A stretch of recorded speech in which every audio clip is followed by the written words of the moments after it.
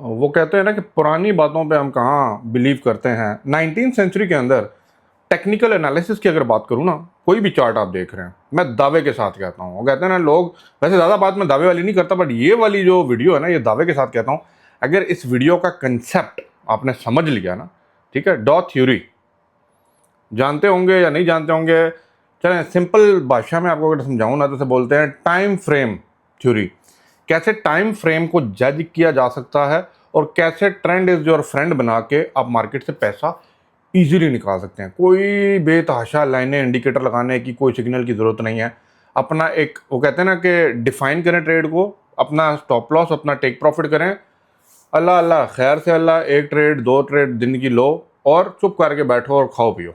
ठीक है, ये थ्योरी समझने के लिए अली भाई ने एक वीडियो साथ अटैच की है। अली भाई अब ढूंढ ढूंढ के मटेरियल लगाएंगे ताकि आप लोगों को क्लैरिफाई किया जा सके। लोग पूछते हैं ना कैसे किया जाए, सिंपल वे में, लेकिन सिंपल वे में कर लिया जाए। पूरी वीडियो देखिएगा। चैनल को सब्सक्राइब नहीं किया, लाइक शेयर और सब्सक्राइब करके लाजमी जाइएगा। अगर इस तरह की और इन्फॉर्मेशन वीडियो चाहिए, अली भाई एडिट करके आपके सामने पूरी चीज़ ला के रखेंगे जो पुराने वक्तों में लोग सीख के आए हैं ना, और वही आज बड़े ट्रेडर हैं।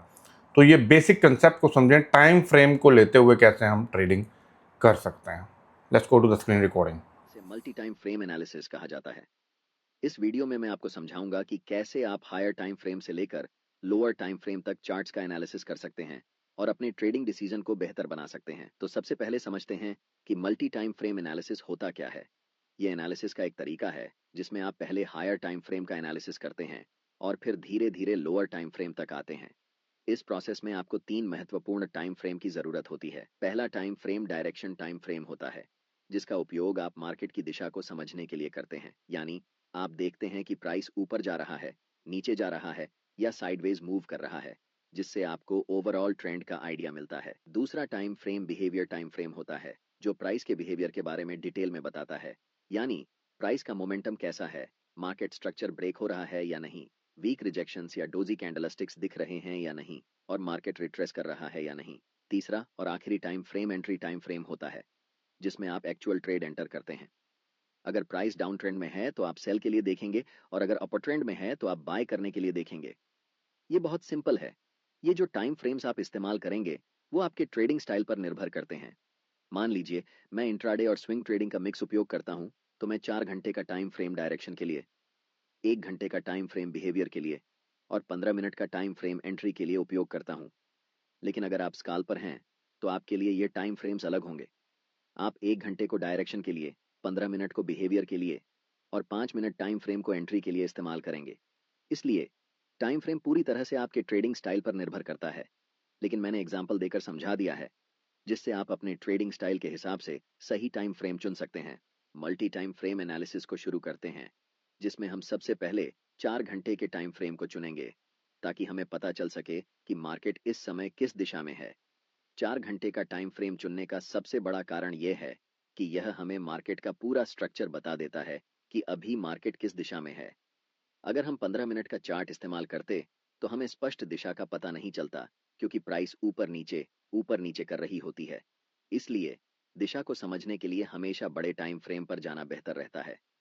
आप में से ज्यादातर लोग इस चार्ट को देखकर कंफ्यूज हो सकते हैं कि यहाँ प्राइस क्या कर रही है और हमें कैसे ट्रेड लेना चाहिए, बाय करना है या सेल करना है, या फिर अभी ट्रेड नहीं करना है।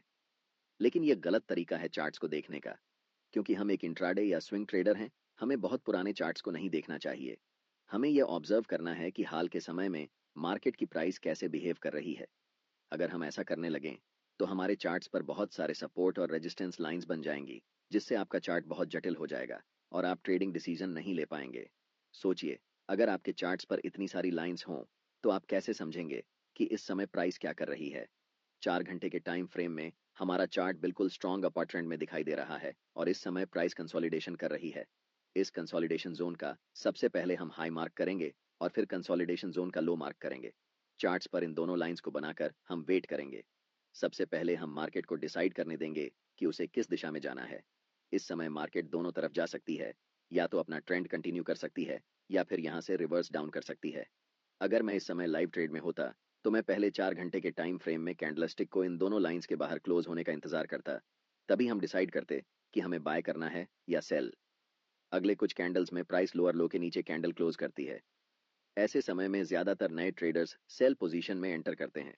मैं चाहता हूं कि आप ध्यान से देखें कि इसके बाद प्राइस क्या करती है। अगले ही कैंडल में एक बड़ी ग्रीन बुलिश कैंडल बनती है।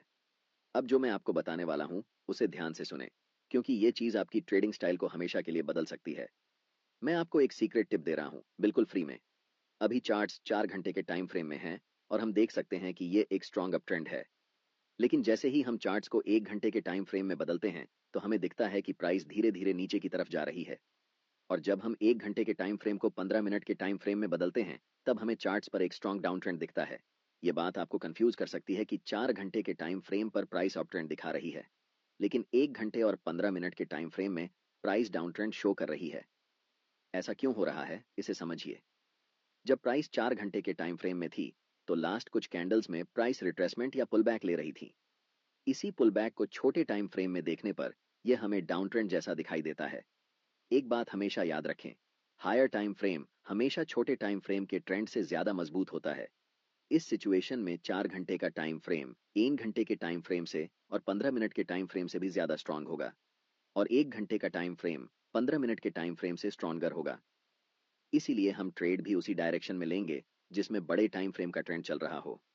चूंकि 4 घंटे के टाइम फ्रेम का ट्रेंड अप ट्रेंड है, इसलिए हम बाय पोजीशन बनाने वाले हैं।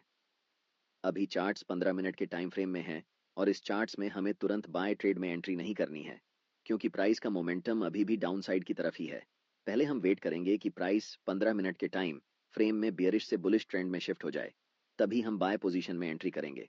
अभी तक प्राइस हमें कोई सिग्नल नहीं दे रही है कि वह बुलिश होने वाली है, इसलिए हम अभी भी इंतजार करेंगे। प्राइस इस लेवल को रीटेस्ट करने आती है, लेकिन पूरी तरह से ब्रेक नहीं कर पाती और फिर से नीचे चली जाती है। ऐसा दोबारा होता है, जिससे हमें पता चलता है कि अभी प्राइस साइडवेज हो चुकी है।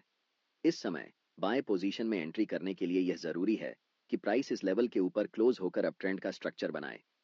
अगर हम प्राइस को 1 घंटे के टाइम फ्रेम में बदलते हैं तो हम देख सकते हैं कि अभी तक हमें कोई भी बुलिश सिग्नल चार्ट्स पर नहीं मिल रहा है जिससे हम बाय डिसीजन बना सकें। अगले कुछ कैंडल्स में प्राइस लास्ट स्विंग लो तक आती है और उस पर्टिकुलर लेवल से एक स्ट्रॉन्ग रिजेक्शन लेकर ऊपर की तरफ बढ़ जाती है, जिससे एक बिग ग्रीन बुलिश कैंडल बनती है। प्राइस ने ट्रेंड लाइन को ब्रेक कर दिया है, लेकिन हमें 1 घंटे के टाइम फ्रेम पर ट्रेड एंट्री नहीं करनी है, इसलिए हम अपने चार्ट्स को 15 मिनट के टाइम फ्रेम में बदल रहे हैं। अब हम कह सकते हैं कि मोमेंटम डाउन ट्रेंड से अप ट्रेंड में शिफ्ट हो चुका है और इस समय 15 मिनट के टाइम फ्रेम में मोमेंटम अप है, 1 घंटे के टाइम फ्रेम में मोमेंटम अप है और आखिरकार 4 घंटे के टाइम फ्रेम में भी मोमेंटम अप है। जब इन तीनों टाइम फ्रेम में मोमेंटम एक ही दिशा में होता है, तब समझो कि आपका सेटअप बनकर तैयार हो चुका है और यह किसी जादू से कम नहीं है। हमेशा याद रखें, कभी भी जल्दबाजी में ट्रेड नहीं करना चाहिए। हमें तब तक इंतजार करना चाहिए जब तक तीनों टाइम फ्रेम में प्राइस एक ही दिशा में न हो जाए। अब यहाँ हम बाय पोजीशन में ट्रेड में एंट्री करते हैं, ठीक इस ज्वाइंट ग्रीन कैंडल की क्लोजिंग पर, जिसमें हमारा स्टॉप लॉस ट्रेंड लाइन के थोड़े नीचे होगा। इस ट्रेड में हमारा टारगेट लेवल 4 घंटे के टाइम फ्रेम का स्विंग हाई होने वाला है, क्योंकि प्राइस ने इसी लेवल से डाउन ट्रेंड की ओर शिफ्ट होना शुरू किया था। इसे आप सप्लाई जोन या रेजिस्टेंस एरिया भी कह सकते हैं। अगर आप टारगेट सेट करने में कंफ्यूज हो रहे हैं तो मैं आपको एक टिप देता हूँ। ट्रेड में एंट्री करने से पहले आपको चार्ट्स के लेफ्ट साइड पर ध्यान देना चाहिए और देखना चाहिए कि स्विंग कौन कौन से लेवल पर है। जैसे कि लास्ट टाइम ये एक स्विंग हाई है और इससे पहले ये एक स्विंग हाई है, तो हम इस समय दो टारगेट रख सकते हैं। लेकिन क्योंकि बड़े टाइम फ्रेम में ट्रेंड स्ट्रांग है, इसलिए स्विंग हाई को टारगेट रखना ज्यादा सही रहेगा। और देखो, प्राइस बिना समय बर्बाद किए ऊपर चला गया।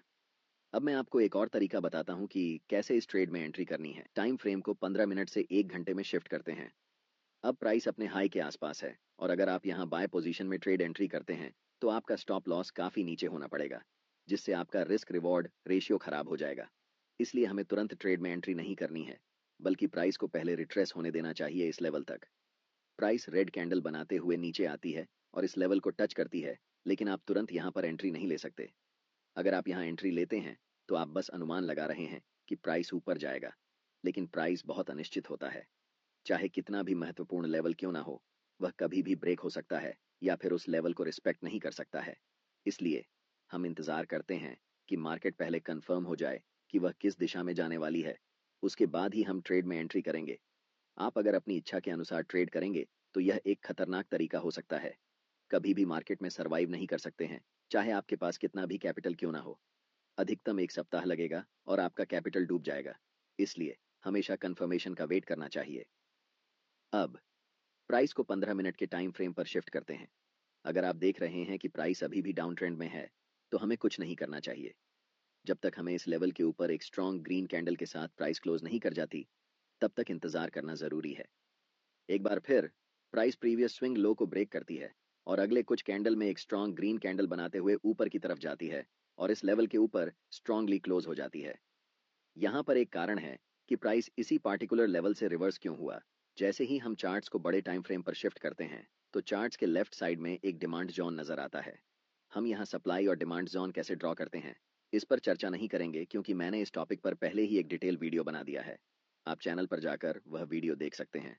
मैं चाहता हूं कि आप इस स्थिति को ध्यान से देखें और इसे उस वीडियो से लिंक कर पाएं जो मैंने पहले बनाया है। अब हमारे पास 3 कंफर्मेशन है। फर्स्ट, 15 मिनट के टाइम फ्रेम में ट्रेंड अप है। सेकंड, 1 घंटे के टाइम फ्रेम में ट्रेंड अप है। और थर्ड, 4 घंटे के टाइम फ्रेम में भी प्राइस अप है। हम जानते हैं कि यह सेटअप हमारे लिए एक जादू की तरह काम करता है। इस कैंडल की क्लोजिंग पर हम बाय ट्रेड में एंट्री करेंगे, जिसमें हमारा स्टॉप लॉस कैंडल के लो के पास होगा और take profit next swing high पर होगा। अगर हम बड़े टाइम फ्रेम पर देखें, तो ये हमारा एक के लेवल है जहां तक प्राइस जा सकती है। आप देख सकते हैं कि प्राइस वैसा ही करता है, धीरे धीरे मार्केट स्ट्रक्चर बनाते हुए ऊपर की तरफ उस लेवल को टच करती है, जिससे हमारा टारगेट हिट हो जाता है और हम प्रॉफिट बुक कर लेते हैं। यह ट्रेडिंग स्ट्रेटेजी मेरे लिए सबसे अच्छा काम करती है क्योंकि मैं एक इंट्राडे के साथ साथ स्विंग ट्रेडर भी हूँ। लेकिन जब आप इस स्ट्रेटेजी को उपयोग में लाएंगे, तो अपने ट्रेडिंग स्टाइल